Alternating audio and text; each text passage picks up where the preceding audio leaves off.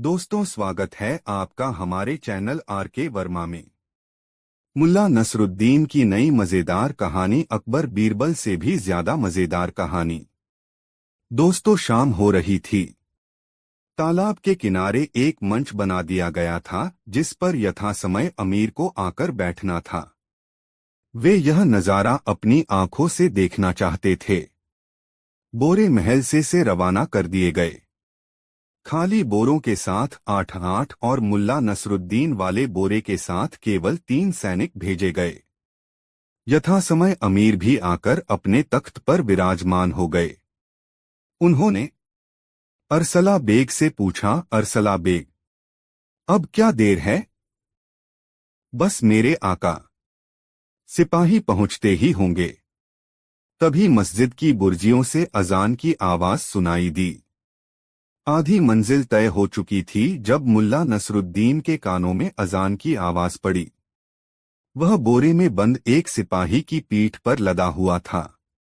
बारी बारी से सिपाही उसका बोझा ढो रहे थे। एक उसे पीठ पर लादता तो 2 नंगी तलवार लेकर उसके पीछे चलते। अजान की आवाज सुनकर मुल्ला नसरुद्दीन बोला, ऐ सिपाहियों, मैं मरने से पहले दुआ करना चाहता हूं ताकि अल्लाह मेरी रूह को कबूल फरमाए।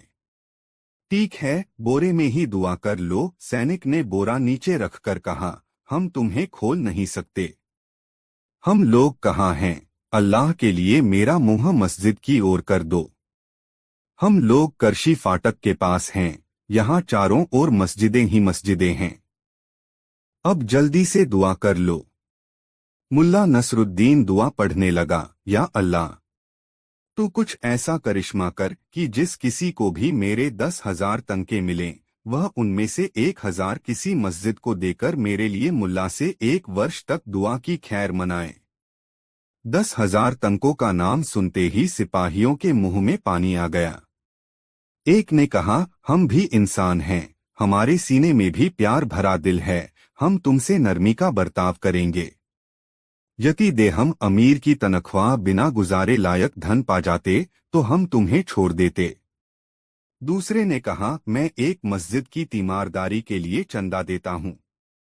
यदि कोई व्यक्ति ऐसा मिल जाता जो 7-8 हजार तंके चंदा देता तो उससे वादा कर लेता कि अल्लाह के तख्त के पास बादलों से लिपटा उसका नाम रोज ऊपर आता रहेगा। ऐ नेक व पाक सिपाही, मैं तुम्हें 10,000 तंके देना चाहता हूँ जो कि करशी कब्रिस्तान में गड़े हैं। वे कब्रिस्तान के पश्चिमी कोने में कब्र के पत्थर के नीचे दबे पड़े हैं। यदि तुम 10 वर्षों तक मेरा नाम मस्जिद में लिवा सको तो उन्हें तुम ही निकाल लेना। इनमें तीनों कोनों के नीचे मैंने 3,333 व 1/3 तंके गाड़ रखे हैं। अब तुम्हें कोई दिक्कत न होगी। सिपाहियों की नजरें आपस में मिली। निर्णय हुआ। फिर एक सिपाही को बोरे के पास छोड़कर 2 सिपाही कब्रिस्तान की ओर चले। बेसब्री का मारा तीसरा सिपाही भी उसी ओर चल दिया। तभी उधर से कोई लंगड़ा व्यक्ति गुजरा। यह सूदखोर जाफर था।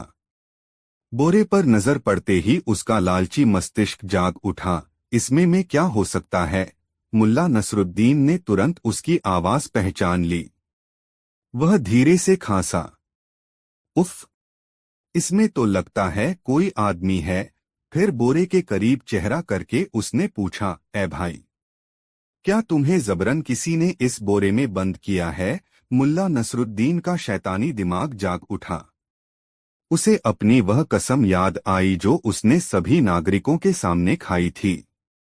सूदखोर जाफर को उसी तालाब में डूबोकर मारूंगा। वह बोला, अरे भले आदमी, क्या मैं 600 तंके इसलिए खर्च करूंगा कि कोई मुझे बोरे में बंद कर दे? तुमने 600 तंके 600 तंके क्यों खर्च किए? पहले वादा करो कि मेरी पूरी कहानी सुनोगे। मैं वादा करता हूं भाई। यह बोरा 1 अरब से मैंने इसलिए किराए पर लिया था क्योंकि मैं लंगड़ा, काणा व कुबड़ा हूं। मेरी प्रेमिका का बाप मुझे पसंद कर सके, इसलिए मैं इस बोरे में बंद हो गया। इस बोरे की खासियत यह है कि इसमें 4 घंटे बंद रहकर कोई भी आदमी विकार रहित और सुंदर हो जाता है। अब मुझे ही देख लो, मैं बिल्कुल ठीक और खूबसूरत हो गया हूँ। मैं चाहता तो 2 घंटे के लिए किसी को इस बोरे में साझी कर लेता तो मेरे 3 सी तंके बच जाते, क्योंकि मैं तो 2 घंटे में ही बाका जवान हो गया हूँ। खैर, 600 तंकों की अब मुझे कोई परवाह नहीं। इसका इलाज कब्रिस्तान के पास ही होता है। अरब ने मुझे बताया था कि अकेला होने पर 3 जिन्न आकर पूछेंगे कि बता 10,000 तंके कहाँ हैं। उत्तर में मुझे कहना होगा, तांबे जैसी ढाल है जिसकी, उसका माथा तांबे का, उकाब के दर पर उल्लू। ए जिन्न, तू पता पूछता है उस रकम का जो तूने नहीं छिपाई, इसलिए पलट व चूम मेरे गधे की दूं। जैसा अरब ने कहा था वैसा ही हुआ। अब मैं बिल्कुल ठीक हूँ। अब तुम यहाँ से चलते बनो, मेरी कहानी खत्म। ए नेक इंसान, मैं भी बिल्कुल वैसा हूँ जैसे तुम थे। मैं भी सुंदर होना चाहता हूँ। क्या 300 तंके में यह बोरा तुम मुझे नहीं दे सकते? दे सकता हूँ, लेकिन रकम पेशगी देनी होनी। हो सकता है ठीक होने के बाद तुम मुकर जाओ। बेशक बेशक, पेशगी ले लो। उसने जल्दी जल्दी बोरे का मुंह खोला। मुल्ला नसरुद्दीन खटाक से बाहर आ गया। जाफर ने उसे एक थैली थमाई और बड़ी बेताबी से बोरे में घुस गया। जल्दबाजी और उतावलेपन में उसने यह भी नहीं देखा कि बोरे में से कौन निकला है और उसने 300 तंकों की थैली किसे थमाई है। उतनी ही तेजी से मुल्ला नसरुद्दीन ने बोरे का मुंह बांधा और लपककर एक पेड़ की ओट में जा छिपा। वह छिपा ही था कि सिपाही क्रोध से पांव पटकते हुए वहां आ पहुंचे। उनके चेहरे क्रोध से तमतमा रहे थे। आते ही वे बोरे पर पिल पड़े। बेहिसाब ठोकरें उन्होंने बोरे में बैठे जाफर पर रसीद कर दी।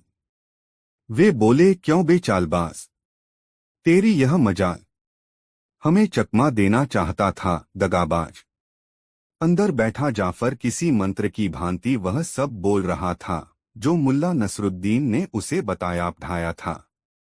उसकी उलझुलूल बकवास सुनकर सिपाहियों को अधिक क्रोध आ गया और वे तबीयत से उसकी धुनाई करने लगे।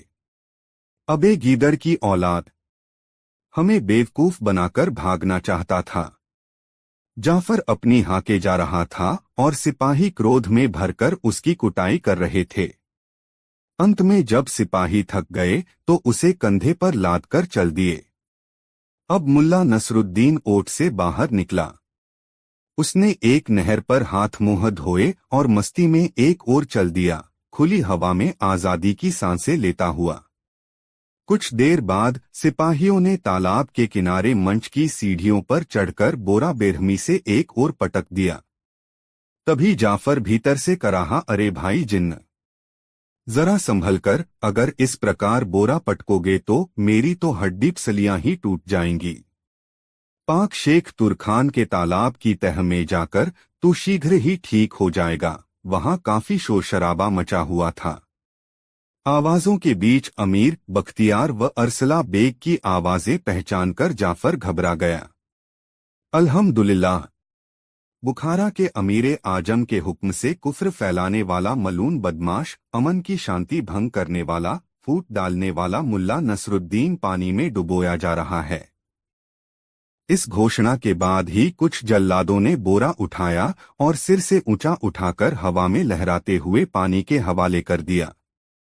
बोरे में बंद जाफर बुरी तरह चिल्ला रहा था, बचाओ बचाओ, मैं मुल्ला नसरुद्दीन नहीं, जाफर हूँ। जाफर, मुझे छोड़ दो, मैं जाफर हूँ। मगर उसकी चीख पुकार पर भला किसे ध्यान देना था। उसकी चीख गुलजान की उस तेज चीख के नीचे दब गई जो कि नयाज के कंधे पर सिर रखकर रोने लगी थी। जबकि अमीर के खेमे में खुशियां छा गई थीं। शाह अमीर सहित सभी दरबारियों के चेहरे खिले हुए थे। दोस्तों, वीडियो को एक लाइक जरूर करें। दोस्तों, मुल्ला नसीरुद्दीन की पत्नी एक दिन सुबह सुबह घर के मैले कपड़े धोने बैठी। मुल्ला सुबह की सैर के लिए निकल गया। उन दिनों मुल्ला को सेहत सुधारने के लिए कुछ न कुछ करने का चस्का लग गया था। वह समय समय पर अपनी पत्नी को नसीहत देता रहता, खाली मत बैठो, हमेशा कुछ न कुछ करती रहो। इससे शरीर चुस्त दुरुस्त, दिमाग तरोताजा और मन शांत रहता है। खुदा की यही 3 नियामतें हैं। इन्हें जिसने पा लिया वही खुशकिस्मत है। मुझे देखो, हमेशा सक्रिय रहता है, जिससे मेरा मन मेरे नियंत्रण में रहता है। मेरा शरीर मेरी चेष्टाओं की अवहेलना नहीं करता। मेरे कदम नपेतुले होते हैं और दिमाग हमेशा तरोताजा बना रहता है, जिससे मुझसे गलतियां नहीं होती। हाँ, तो मुल्ला नसीरुद्दीन सुबह की सैर के लिए निकल गया। घंटे भर बाद लौटा। उस समय भी उसकी गोलमटोल बेगम कपड़े धोने में लगी हुई थी। मुल्ला को सैर करके वापस आया देख उसकी बेगम ने उसे आवाज लगा दी, जरा इन धुले कपड़ों को छत पर फैला आइए। मुल्ला को पत्नी का यह निर्देश पसंद नहीं आया। उसने तुरंत कहा, अरे क्या आधा अधूरा काम करती हो? कपड़े धोने का मतलब कपड़े की धुलाई करना, उन्हें सुखाना, सुखाने के बाद शिकन हटाने के लिए उन पर इस्त्री करना और तह लगाकर उन्हें करीने से अलमारी में रखना भी होता है। मगर तुम्हें कौन समझाए? इतने दिनों से गृहस्थी संभाल रही हो मगर अब तक तुम में कपड़े धोने तक का शऊर नहीं आया। मुल्ला की तकरीर सुनकर उसकी पत्नी जल भुन गई, मगर वह करती भी क्या। उसने मुल्ला के मुंह लगने से बेहतर यही समझा कि खुद उठकर कपड़ों को फैला आए। सुबह से लगातार कपड़े धोते रहने के कारण वह थक भी गई थी। इसलिए वह उठी और कपड़ों को बटोर कर ले जाने लगी कि आंगन में एक स्थान पर काई होने के कारण उसका पाँव फिसल गया और संभलने की कोशिश में उसके हाथ से छिटककर धोए कपड़े दूर जा गिरे। कपड़ों में जगह जगह मिट्टी लग गई। मुल्ला की पत्री ने कपड़े उठाए और उन्हें लेकर फिर से खंगालना शुरू किया। मुल्ला यह नजारा देख रहा था। उसे पत्नी पर बोलने का फिर अवसर मिल गया। उसने पत्नी से कहा, देखा बेगम, मन और शरीर में संतुलन नहीं होने से ऐसा ही होता है। जरूर तुम्हारा दिमाग कहीं और था और मन में किसी बात को लेकर उथल पुथल हो रही थी, जिसके कारण तुमने अपने शरीर का नियंत्रण खो दिया।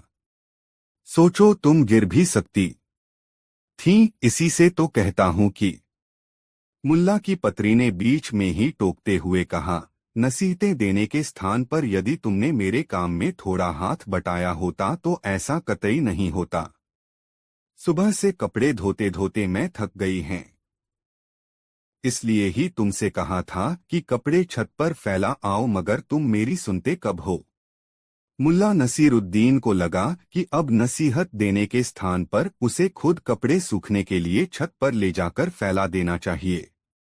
वह उठा और कपड़े लेकर छत पर चला गया और उन्हें सूखने के लिए फैला दिया।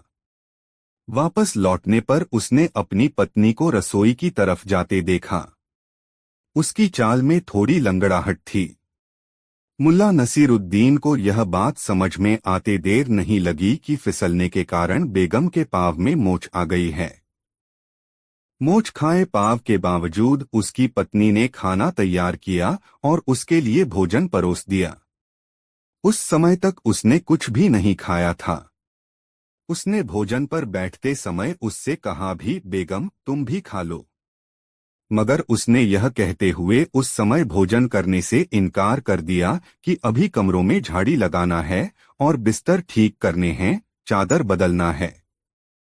इन कामों को निपटाकर स्नान करूंगी तब भोजन करूंगी, आप खा लीजिए।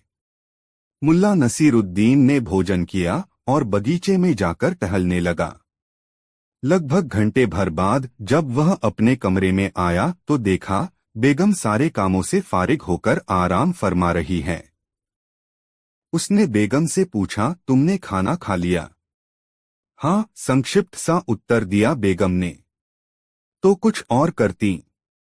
दिन का वक्त इंसान को सक्रियता के लिए मिला है बेगम। सक्रिय रहने से मन प्रफुल्लित रहता है।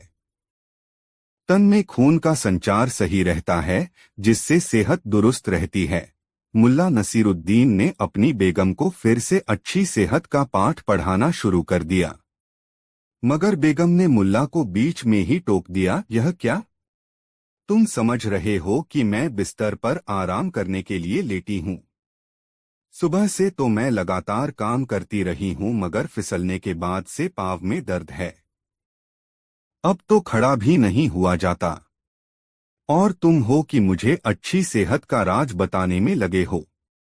मुल्ला ने कुछ देर पहले अपनी पत्नी को लंगड़ाकर चलते हुए देखा था। अब दर्द की शिकायत मिलने पर उसे संदेह हुआ कि बेगम के पाँव में मोच आ गई है। तुरंत उसने बेगम के पाँव देखे। पाँव में सूजन आ चुकी थी। वह तुरंत बेगम की तीमारदारी में लग गया।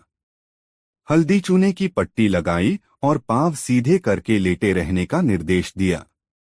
यह सब कर चुकने के बाद उसने फिर से कहा, इसीलिए कहता हूँ बेगम, मन और तन में सामंजस्य बनाना जरूरी है। तुम्हारे मन में बेचैनी नहीं होती तो दिमाग पे काबू रहता, और दिमाग पे काबू रहता तो शरीर पर नियंत्रण रहता, तो पाँव फिसलने की नौबत ही नहीं आती। उसकी बेगम इस नसीहत से परेशान हो उठी और बात बदलने के लिए बोली, हाँ तुम ठीक कहते हो। देखो कपड़े सूख गए होंगे, उन्हें ले आओ। बिस्तर पर बैठे बैठे ही तह लगा दूं। मुल्ला नसीरुद्दीन तुरंत उठकर छत की ओर चला गया। थोड़ी देर के बाद एक जोरदार आवाज उभरी, धड़ाम, जैसे कोई भारी चीज ऊंचाई से गिरी हो। बेगम ने बिस्तर से ही आवाज लगाई, क्या गिरा? कुछ नहीं बेगम, मेरी शेरवानी गिर गई छत से। मुल्ला की दर्दभरी आवाज बेगम को सुनाई पड़ी। उसने पूछा, मगर आवाज तो किसी भारी चीज के गिरने की थी। कुछ नहीं बेगम, शेरवानी में मैं भी हूं न। मुल्ला नसीरुद्दीन की कराहती हुई आवाज सुनकर बेगम बिस्तर से उतरकर आंगन की ओर चल पड़ी। दोस्तों वीडियो को एक लाइक जरूर कर दे। दोस्तों मुल्ला नसीरुद्दीन को बुखारा में रहते हुए काफी समय बीत चुका था। वह बुखारा के हर वर्ग के लोगों के बीच एक समझदार और जहीन इंसान समझा जाता था। उसके दुर्दिन दूर हो चुके थे। अब तो बुखारा में बिना उसके किसी कार्यक्रम की कल्पना भी नहीं की जा सकती थी। जश्न हो या जलसा, उसमें नसीरुद्दीन को अवश्य आमंत्रण मिलता था। एक शाम मुल्ला नसीरुद्दीन के पास बुखारा के एक रईस के घर से भोजन करने का बुलावा आया। मुल्ला नसीरुद्दीन की पत्नी ने उसे भोज में जाने के लिए प्रेरित किया, क्योंकि उसे यह अरमान था कि समाज में उसके परिवार को प्रतिष्ठा मिले, उसके परिवार का रसूख हो, शानो शौकत हो। इसलिए जब कभी भी ऐसा अवसर आता तब वह मुल्ला नसीरुद्दीन को उसके लिए मानसिक रूप से तैयार करती और खास तौर से उसके कपड़ों का इंतजाम करती। वह देखती कि किस तरह के लोगों के बीच मुल्ला को जाना है। वह अवसर और परिवेश के अनुरूप मुल्ला के लिए वस्त्रा निकालती और उन्हें पहनाकर मुल्ला को मुस्कुराकर विदा करती। रईस की दावत में शरीक होने के लिए बेगम ने मुल्ला के लिए शानदार कपड़े निकाले और उसे पहनकर वह रईस के घर जाने के लिए चल पड़ा। रास्ते में उसे बचपन का दोस्त मुस्तफा सामने से आता हुआ दिखा। मुस्तफा को आता हुआ देख मुल्ला बहुत खुश हुआ। उसे अपने गांव की याद हो आई। अपने अब्बू अम्मी याद आए और याद आए बचपन के संगी साथी। नजदीक आने पर मुल्ला अपने दोस्त से लिपट गया और मुदित मन से बोला, खूब मिले मुस्तफा। मुझे तो उम्मीद भी नहीं थी कि बुखारा में तुम्हें देख भी सकूंगा। मुल्ला की आवाज सुनने के बाद मुस्तफा ने उसे पहचाना और बोला, अरे नसीरुद्दीन तुम। मुझे अंदाज भी नहीं था कि बुखारा बुखारा आकर तुम इतनी तरक्की कर लोगे। मुझे अब यह एहसास है कि बुखारा का बच्चा बच्चा चाबच्चा तुम्हें जानता है और तुम्हारी इज्जत करता है। बुखारा आकर मैंने जिससे भी पूछा तुम्हारे घर के बारे में, उसने मुझे बहुत इज्जत बख्शी और तुम्हारे घर का पता बताया। थोड़ा रुककर मुस्तफा ने मुल्ला से पूछा, तुम कहीं जा रहे हो नसीरुद्दीन? तुम्हारे लिबास से ऐसा ही लगता है। हाँ दोस्त, तुम भी चलो, एक परिचित के घर दावत है। तुम्हारे साथ जाने पर उसे खुशी ही होगी, कोई एतराज नहीं होगा, उससे मुल्ला नसीरुद्दीन ने कहा। मुस्तफा ने अपने मित्र की भावुकता पर हंसते हुए कहा, तू नहीं बदला नसीर, आज भी तू बच्चे की तरह भोला भाला है। मुझे तुम्हारे साथ कहीं भी जाने में कोई एतराज नहीं है, मगर तू देख रहा है बुखारा पहुंचते पहुंचते मेरे कपड़ों की क्या हालत हो गई है। शरीर में बार बार पसीना सूखता रहा है, सारा बदन चिटचिट कर रहा है। ऐसे में किसी जलसे या दावत में मेरा जाना ठीक नहीं होगा। मुल्ला नसीरुद्दीन उस समय बचपन के दोस्त के मिलने से उमंग से भरा था। उसने बच्चों की तरह लरचते हुए मुस्तफा से कहा, अरे मुस्तफा, इसमें क्या परेशानी है? तू घर चल, नहा धो ले, कपड़े हैं मेरे पास, मैं तुम्हारे लिए ढंग के कपड़े निकलवा देता हूं, तुम उन्हें पहन लेना। फिर दोनों दोस्त साथ चलकर दावत का लुत्फ उठाएंगे। मुस्तफा को लेकर मुल्ला नसीरुद्दीन अपने घर आया। मुस्तफा ने स्नान किया। अपनी बेगम से कहकर मुल्ला नसीरुद्दीन ने मुस्तफा के लिए अपनी शानदार शेरवानी और चूड़ीदार पाजामा मंगाया और नक्काशीदार जूती भी। मुस्तफा जब उन कपड़ों को पहनकर मुल्ला के पास आया तब मुल्ला उसे देखकर चकित रह गया। मुस्तफा उन कपड़ों में शानदार लग रहा था। उसका व्यक्तित्व उन कपड़ों में ऐसा निखर रहा था मानो वह कहीं का सुल्तान हो। मुल्ला अपने दोस्त के शानदार व्यक्तित्व से इतना प्रभावित हुआ कि उसे लगने लगा कि मुस्तफा के व्यक्तित्व के आगे उसका कोई वजूद ही नहीं है। मुस्तफा यह देखकर हैरान हो रहा था कि मुल्ला उसे लगातार देखे ही जा रहा है, न कुछ बोल रहा है और न ही चल रहा है। आजिज आकर उसने मुल्ला को टोका, क्या बात है नसीर, तू मुझे देखता ही रहेगा या दावत खाने चलेगा भी? मुस्तफा की आवाज सुनकर नसीरुद्दीन की तंद्रा टूटी और वह सजग होते हुए बोला, सच कहूं मुस्तफा, तुम इन कपड़ों में बहुत फव रहे हो। ऐसा लगता है जैसे तुम कहीं के बादशाह हो। वल्लाह, कितना जलाल आ गया है तुम्हारे चेहरे पे। अच्छा, रहने भी दे यह कशीदाकारी। चल, कहाँ चलना है दावत खाने? मुझे तो भूख लग रही है, मुस्तफा ने कहा। मुल्ला नसीरुद्दीन मुस्तफा को साथ लेकर रईस के घर की तरफ चल पड़ा। रास्ते में एक सेठ से भेंट हो गई। सेठ ने बहुत अदब से पेश आते हुए मुल्ला नसीरुद्दीन से पूछा, क्यों, मुर्तुजा अली के घर दावत पर तो नहीं जा रहे? हाँ सेठ साहब, वहीं जा रहा हूं। ऐसे मौकों पर इनकार करते बनता ही नहीं है, जाना ही पड़ता है, मुल्ला नसीरुद्दीन ने उत्तर दिया। सेठ ने बातों का सिलसिला आगे बढ़ाते हुए कहा, और जनाब, आपके साथ ये कौन हैं? अरे, मैं आपका परिचय ही नहीं करा पाया। ये मेरे बचपन के दोस्त हैं, मेरे अजीज मुस्तफा अली। रही बात इनके कपड़ों की तो वे मेरे ही हैं, मुल्ला नसीरुद्दीन ने बड़ी मासूमियत से कहा। सेठ दुआ सलाम के बाद विदा हो गया और मुल्ला नसीरुद्दीन दावत के लिए मुर्तुजा अली के घर की तरफ चलने लगा तो मुस्तफा उसके साथ आगे जाने को तैयार नहीं हुआ। उसने नाराज होते हुए मुल्ला से कहा, मैं तुम्हारे साथ हरगिज नहीं जाऊंगा। मैं जा रहा हूं तुम्हारे घर, तुम्हारे कपड़े उतारकर अपने वही कपड़े पहन लूंगा और वहीं तुम्हारा इंतजार करूंगा। मुल्ला नसीरुद्दीन भी समझ चुका था कि उससे गलती हुई है।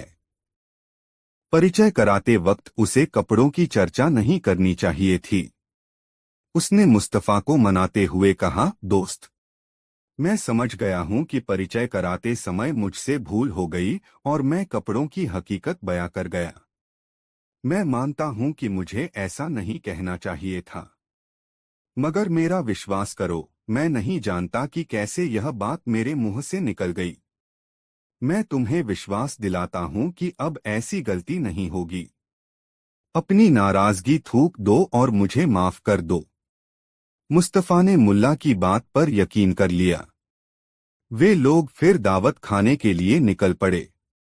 कुछ रास्ता तय हुआ कि रास्ते में एक साहूकार ने मुल्ला नसीरुद्दीन को टोका, अस्सलाम वालेकुम मुल्ला नसीरुद्दीन साहब, अरसे बाद जनाब को देख रहा हूँ।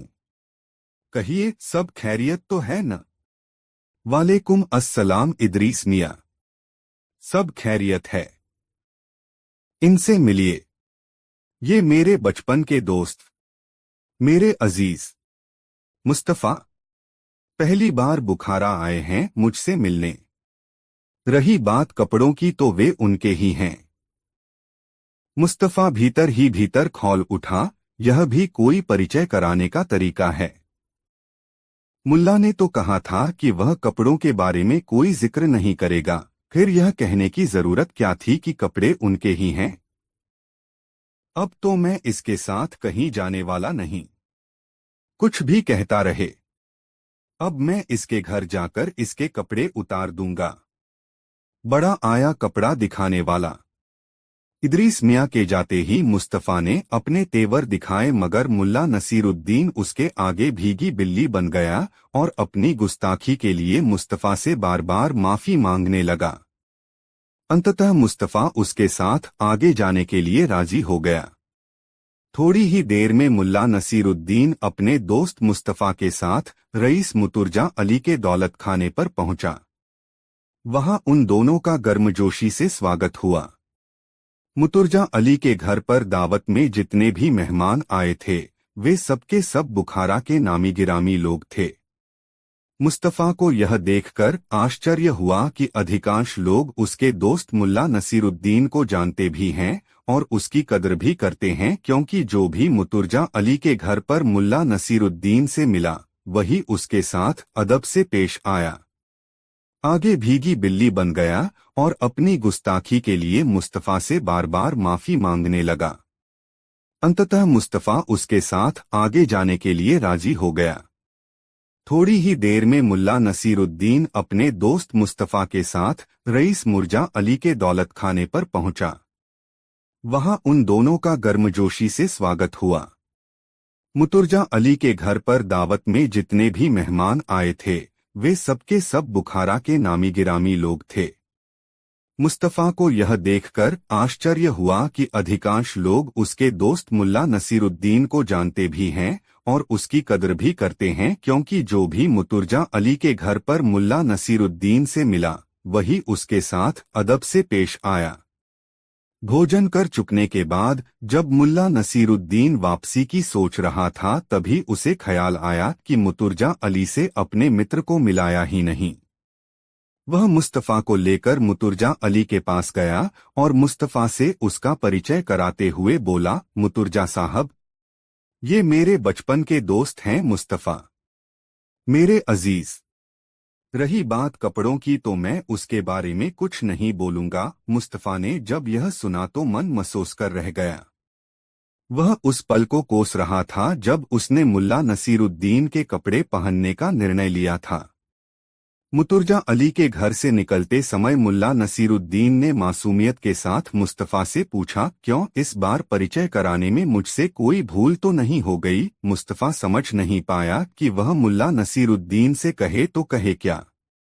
दोस्तों, यह मज़ेदार कहानी आपको कैसी लगी कमेंट में ज़रूर बताएं और वीडियो को एक लाइक ज़रूर कर दे।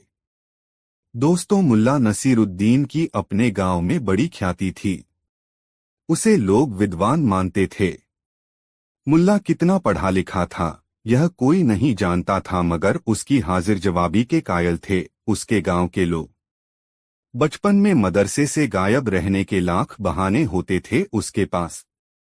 मदरसे के मौलवी के प्रश्नों का जिस कुशलता से उत्तर देकर वह कक्षा से गायब रहने का दंड भुगतने से बच जाता था, उसकी दूसरी मिसाल खोजने से भी नहीं मिलेगी। बस अपनी कुशाग्र बुद्धि और हाजिर जवाबी के कारण वह बचपन में ही होनहार मान लिया गया था और उसी के बूते जवानी में विद्वान कहा जाने लगा। मुल्ला नसीरुद्दीन पढ़ता लिखता न भी हो, मगर पढ़ने लिखने वाला दिखता अवश्य था। उसकी नुकीली दाढ़ी और नोकदार टोपी उसके बुद्धिजीवी होने की गवाही देते थे। बचपन से ही वह बुद्धिबल के सहारे जीता रहा। गांव में उसकी साख ऐसी हो गई कि अगर किसी को बुद्धि की बातें समझने की जरूरत होती या किसी उलझन से निकलने के लिए तरकीब की जरूरत होती तो वह मुल्ला नसीरुद्दीन के पास आ जाता और वह भी बड़े सूफियाना अंदाज में समस्याओं का निदान सुझा देता। भोले भाले ग्रामीणों को इस बात से मतलब नहीं था कि कितना पढ़ा है। उन्हें जरूरत तो केवल इस बात की थी कि वक्त जरूरत उनकी समस्याओं का निदान बताता रहे। गांव में मुल्ला नसीरुद्दीन की बुद्धि और ज्ञान की प्रसिद्धि ऐसी थी कि अगर किसी से पूछा जाता कि इस गांव में सबसे विद्वान कौन तो जवाब मिलता मुल्ला नसीरुद्दीन। और यदि यह पूछा जाता सबसे बुद्धिमान कौन तब भी जवाब होता मुल्ला नसीरुद्दीन। एक दिन मुल्ला नसीरुद्दीन अपने दरवाजे पर बैठा कुछ पुश्तैनी दस्तावेज देख रहा था। तभी उसके पास गांव का एक बुजुर्ग आदमी आया। उस बुजुर्ग को आया देख मुल्ला नसीरुद्दीन ने उससे पूछा, क्यों सुभान दादा, कैसे आए? घर में तो सब ठीक ठाक है न? मेरी दादी जी कैसी हैं? हाँ बेटा, मैं ठीक हूँ। घर में अमन चैन है। तुम्हारी दादी जी भी ठीक हैं। मगर अब बूढ़ी हड्डियों का क्या कहना? अभी ठीक हैं। तो ठीक हैं, 2 पल के बाद क्या होगा कौन जाने, बुजुर्ग ने कहा। कहिए सुभान दादा, आपकी क्या खिदमत करूं? मुल्ला नसीरुद्दीन ने शालीनतापूर्वक सुभान दादा से पूछा। खिदमत क्या करोगे बेटा, बस एक खत मेरे कलीमुल्लाह के नाम लिख दो। वह आबुधाबी गया हुआ है कमाने। यहाँ घर की जरूरतें पूरी कर पाना उसके लिए मुश्किल हो रहा था। किसी तरह उसने आबुधाबी जाने का रास्ता तैयार किया और वहां काम करने चला गया। मजदूरी यहाँ भी करता था और वहां भी करता है। अंतर बस यह है कि अब उसे तनख्वाह अच्छी मिल जाती है। 1.5 साल हुए उसे वहां गए। तब से हर महीने उसका भेजा पैसा हमें मिल जाता है, मगर कुशलक्षेम नहीं मिलता। कभी वह हमें अपने बारे में 2 हर्फ नहीं लिखता। मन बेचैन हो जाता है।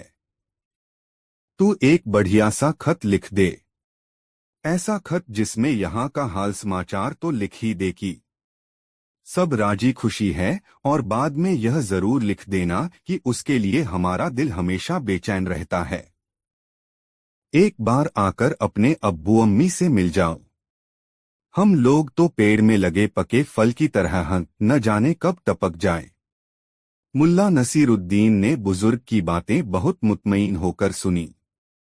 जब बुजुर्ग का बोलना रुका तब वह बहुत शांत स्वर में बोला, दादा, तुम्हारे लिए चिट्ठी तो मैं लिख दूंगा, मगर फायदा क्या? मुझे आबूधाबी तो अभी जाना ही नहीं है। हाँ बेटा, मैं जानता हूँ कि तुम्हें आबूधाबी नहीं जाना है।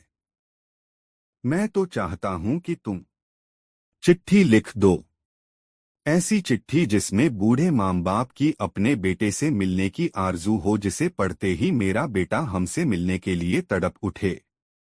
रही बात खत भेजने की, तो मेरे पड़ोसी जुम्नू का बेटा भी आबूधाबी जा रहा है। वहां एक कारखाने में उसे कपड़ा काटने का काम मिल गया है। मैं उसी के हाथ से खत भिजवा दूंगा, बुजुर्ग ने कहा। मुल्ला नसीरुद्दीन ने बुजुर्ग की बातें सुनने के बाद फिर कहा, लेकिन सुभान दा, खत पढ़ने के लिए तो मुझे वहां जाना ही पड़ेगा। यदि खत मैंने लिखा तो दूसरा पढ़ेगा कौन?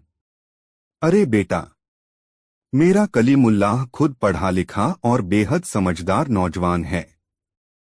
तुम बस खत लिख दो, मैं जुम्नू के बेटे के हाथ से वह खत भेज दूंगा। वह खुद पढ़ लेगा तुम्हारा लिखा खत। सुभान दादा ने मुल्ला नसीरुद्दीन की चिरौरी सी करते हुए कहा। अरे सुभान दा, मैं जानता हूँ तुम्हारा बेटा पढ़ा लिखा और होनहार है। मुझे उसके पढ़े लिखे होने पर जरा भी संदेह नहीं है। मजबूरी यह है कि मेरा लिखा कुछ ऐसा होता है कि दूसरे उसे पढ़ ही नहीं सकते।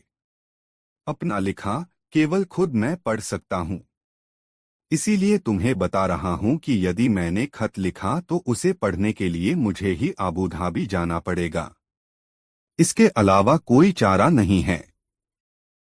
और फिलहाल मुझे अबू धाबी जाने की कोई जरूरत नहीं है। मुल्ला नसीरुद्दीन ने सुभान दादा से कहा और फिर गंभीरता से अपने पुश्तैनी दस्तावेज देखने लगा। वह बुजुर्ग कुछ देर तक मुल्ला नसीरुद्दीन के पास खड़ा रहा, फिर बुदबुदाता हुआ वहां से चल दिया कि ऐसी लिखावट का फायदा ही क्या जिसे दूसरा पढ़ ही नहीं सके। दोस्तों, वीडियो को एक लाइक जरूर करें। दोस्तों, एक चाय की दुकान के बाहर जाकर नसरुद्दीन ने अपना गधा रोका। शहर का चक्कर लगा वह थक गया था। सोचा चाय पीकर कुछ ताजा दम हो ले। दुकान में काफी भीड़ भाड़ थी। पास ही नानबाई की दुकान थी, जिसे देखकर उसे भूख का एहसास हुआ। वह दुकान में घुस गया और एक कोने में जा बैठा। दुकान में ऐसी भीड़ थी कि अपने लिए खाने का ऑर्डर देने के लिए भी उसे हलक फाड़कर चिल्लाना पड़ा। और जब वह दुकान के बाहर आया तो 3-4 प्लेट कीमा, 2 रकाबियां चावल और 2 दर्जन समोसे डकार गया और अब एक अजीब सी सुस्ती उस पर छा रही थी। शरीर शिथिल सा पड़ गया था। गर्मी भी बहुत थी। खाने और गर्मी के कारण तबीयत में भारीपन सा लिए वह चाय की दुकान में आया और एक गद्दे पर पसर गया। चाय के लिए बोलकर वह भविष्य के विचारों में खो गया। वह सोचने लगा कि इस समय मेरे पास अच्छी खासी रकम है। इस रकम को किसी धंधे में लगा दिया जाए। यह रकम जीनसाजी या बर्तन बनाने के काम में लगा देना अच्छा रहेगा। इन दोनों कामों को मैं बेहतर जानता हूं।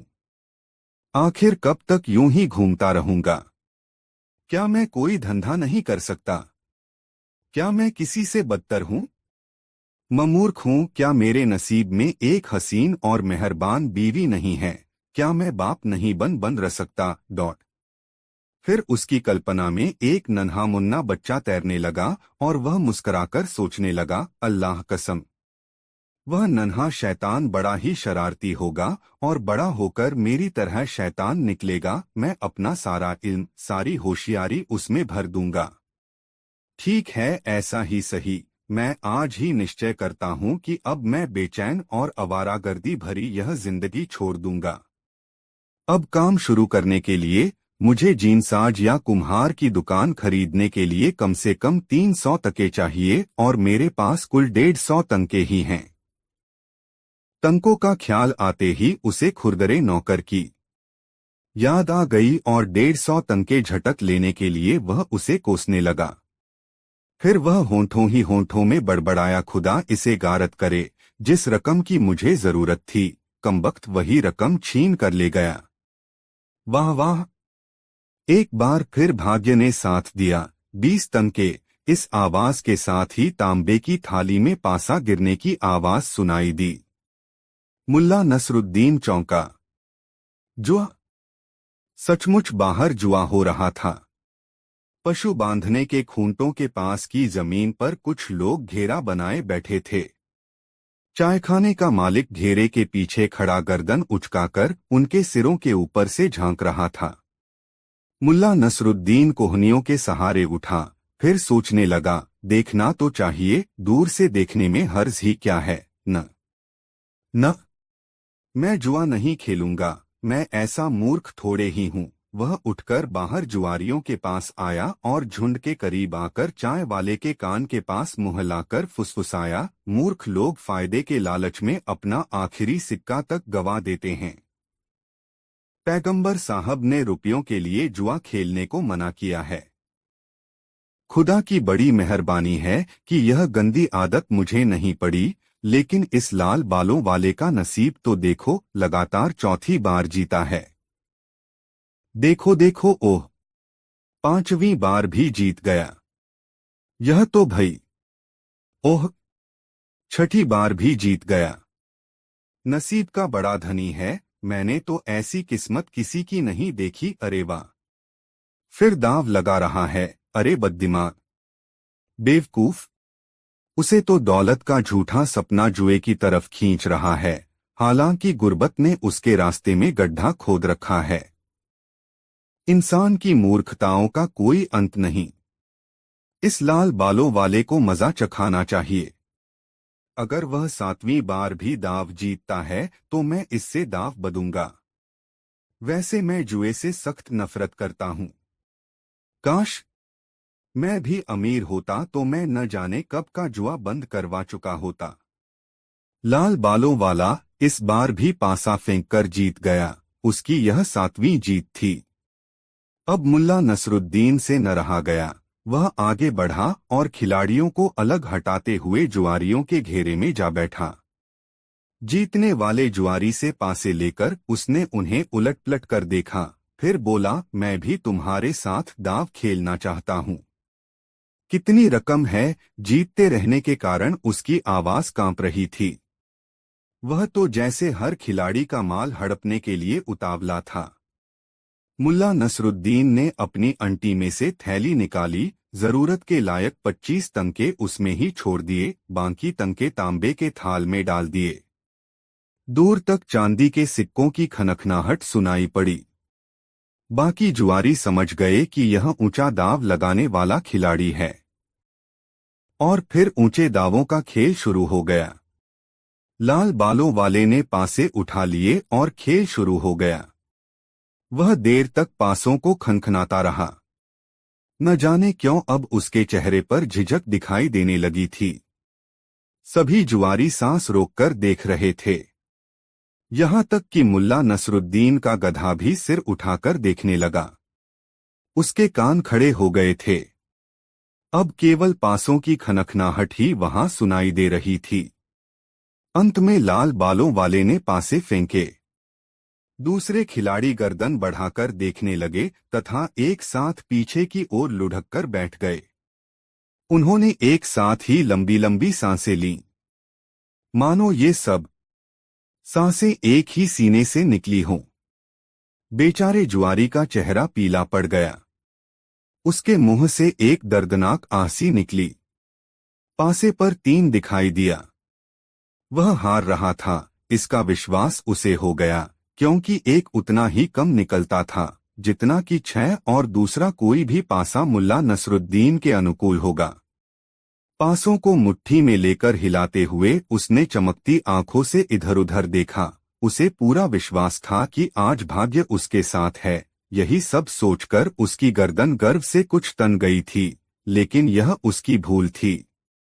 वह भूल चुका था कि भाग्य सनकी और थाली के बैंगन के समान होता है जो इधर उधर लुढ़कता है। नसरुद्दीन के भाग्य ने भी सोचा कि यह उस पर बड़ा गर्व कर रहा है, अतः इसे सबक सिखाना ही होगा। इस काम के लिए उसने उसके गधे को चुना। एकाएक गधा पलटी खा गया। उसकी पीठ जुआरियों की ओर हो गई।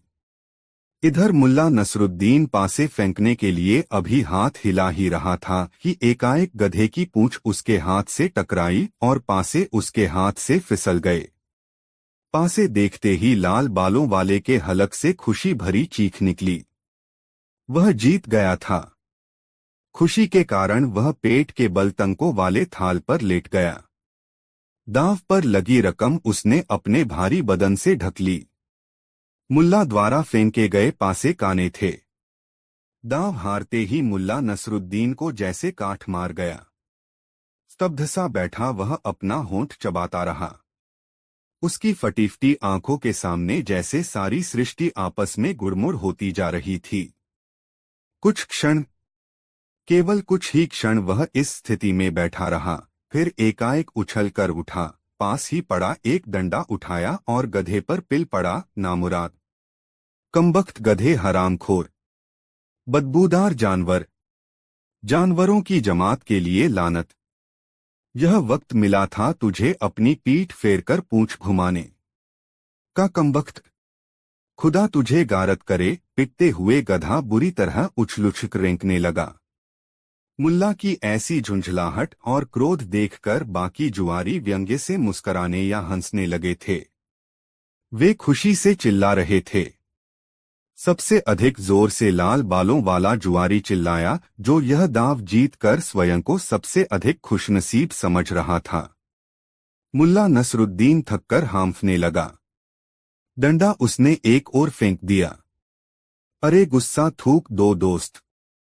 आओ एक दाव और खेलो, अभी तो तुम दो चार दाव और भी खेल सकते हो। लाल बालों वाले ने उसे उकसाया, अभी तो 25 तंके और भी हैं तुम्हारे पास। हाँ हाँ क्यों नहीं, मैं भी यूं हार मानने वाला नहीं, मुल्ला नसरुद्दीन ने कहा। उसने सोच लिया था कि जब 125 तंके चले गए तो इन 25 तंकों को ही रखकर वह क्या करेगा, इन्हें भी दांव पर लगा देना चाहिए, आर या पार। सोचते हुए वह फिर फड़ पर बैठ गया और पासे उठा लिए। एक बार फिर बाजी जम गई। सभी जुआरी आगे को झुक आए। मुल्ला नसरुद्दीन ने पासे फेंके, इस बार वह जीत गया। अब पासे लाल बालों वाले के पास चले गए। पासे फेंकने से पहले उसने कहा, सारी रकम? ठीक है पासे फेंको। उसने पासे फेंके, दाव उल्टा पड़ा। वह हार गया। और फिर वह दूसरा दाव भी हार गया। उसे बड़ा आश्चर्य हुआ कि दोनों दाव वह हार गया। उसे जैसे विश्वास ही नहीं हुआ कि उसका भाग्य पलटा खा गया था और अब सौभाग्य की दृष्टि नसरुद्दीन पर है। वह मोटे मोटे दाव अड़ता रहा, हर बार इस उम्मीद के साथ कि हारी हुई रकम एक ही झटके में वापस आ जाएगी, मगर ऐसा नहीं हुआ। उसने 7-8 मोटे दाव लगाए और हर बार हारा। मुल्ला नसरुद्दीन के आगे थाल में तंकों का ढेर लग गया। जब करीब 1600 तके वह हार चुका तो जैसे बौखला गया। सभी साथी दम साधे यह दाव देख रहे थे। लाल बालों वाला बौखलाकर बोला, यदि कोई शैतान तुम्हारी मदद कर रहा है तो दूसरी बात है, वरना तुम हर दाव नहीं जीत सकते। तुम्हारे पास 1600 तंके हैं और मेरे पास उसने अपनी जेब से एक थैली निकाली, यह रकम है जो मैंने अपनी दुकान का माल खरीदने के लिए रखी हुई थी। मैं तुम्हारी सारी रकम के मुकाबले इसे दांव पर लगाता हूँ, मंजूर है? मुल्ला नसरुद्दीन भी ऊंची आवाज में चिल्लाया, मंजूर है, माल सामने डाल। लाल बालों वाले ने अपनी थैली थाल में उड़ेल दी। सोने के सिक्कों, तिल्लों, रुपए और तूमानों से थाल भर गया। वहां और भी अधिक भीड़ एकत्रित हो गई थी। एक बड़ा घेरा बन गया था उत्सुकता से देखने वालों का। ऐसा भारी जुआ होते वहां कभी नहीं देखा गया था। चाय पीने के तलबगार चाय पीना भूल चुके थे। भट्टियों पर रखी केतलियों में पानी बुरी तरह खौल रहा था। चाय वाला अपनी दुकानदारी करना भूल चुका था। फड़ पर बैठे जुआरियों की सांसें तेजी से चल रही थीं, दिल धड़क रहे थे। लाल बालों वाले ने पासे फेंककर पलकें मूंद लीं। वह पासे देखने में भी भय महसूस कर रहा था। पासे पड़ते ही सभी लोग चिल्ला उठे, 11, 11। इसी उद्घोष के बाद मुल्ला नसरुद्दीन को लगने लगा कि जीत बहुत मुश्किल है। अब केवल 12 नंबर ही जिता सकते थे। अब लाल बालों वाले ने आंखें खोल दीं और अपने साथियों के साथ वह भी चिल्लाने लगा, 11, 11। तुम हार गए। हाँ हाँ हाँ, मैं जीत गया। मुल्ला नसरुद्दीन का बदन ठंडा पड़ गया, लेकिन फिर भी वह मुस्कराया और बोला, अभी पासे फेंकने बाकी हैं। कहकर उसने पासे उठा लिए, फिर मुट्ठी में हिलाकर फेंकने की तैयारी करने लगा। मगर अचानक उसने अपना हाथ रोका और पलटकर अपने गधे से बोला, इधर पलट। अब इस पर पूंछ मार, जीत की पूछ, ये दाव तुझे जीतना है, समझा? वरना आज तेरी खैर नहीं। मुल्ला ने दूसरे हाथ से पूंछ पकड़कर पासे वाले हाथ की मुट्ठी पर झाड़ा सा लगाया, फिर पासे फेंकने के लिए हाथ उठाया। वहां बैठा प्रत्येक व्यक्ति जैसे मानसिक तनाव में आ चुका था। फिर मुल्ला नसरुद्दीन ने पासे फेंके। अगले ही पल वहां शोर मच गया। पासों पर 2 छक्के थे। 12, 12, 12, एक अजीब सा शोर मच गया वहां। लाल बालों वाले की तो जैसे खोपड़ी ही सुन्न हो गई। उसकी आंखें इस प्रकार उबल पड़ी मानो अभी बाहर निकल जाएंगी। उसका चेहरा सफेद पड़ गया। मुल्ला नसरुद्दीन अपनी जीती हुई रकम समेटने में व्यस्त हो गया। उसकी एक नजर अपने माल पर थी, दूसरी वहां उपस्थित लोगों पर। वह सभी को संदिग्ध निगाहों से देख रहा था और चाहता था कि अब जल्दी से जल्दी वहां से खिसक ले। हाँ, एक लाल बालों वाला रो दिया। वह बार बार अपने माथे पर हाथ मार रहा था। हायरी किस्मत, हायरी कमबख्ती, बर्बाद हो गया। बिलखता हुआ सा वह उठा और लड़खड़ाता हुआ एक ओर चल दिया। मुल्ला नसरुद्दीन ने सारी रकम अपने गधे की जीन के थैलों में भरी, फिर प्यार से गधे को गले लगाया और चूमा। सामने वाली दुकान से मालपुए लेकर खिलाए।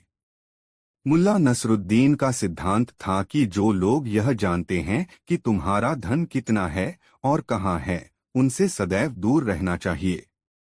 यही सोचकर मुल्ला नसरुद्दीन उस चाय की दुकान से खिसककर बाजार की ओर चल दिया। वह मुड़मुड़कर पीछे भी देख लेता था कि कहीं कोई पीछा तो नहीं कर रहा है। दोस्तों, मुल्ला नसरुद्दीन की यह कहानी आपको कैसी लगी कमेंट में जरूर बताएं। ऐसी और नई मजेदार कहानी सुनने के लिए हमारे चैनल आरके वर्मा को सब्सक्राइब जरूर करें। यह वीडियो अपने मित्रों को जरूर शेयर करें। वीडियो देखने के लिए धन्यवाद।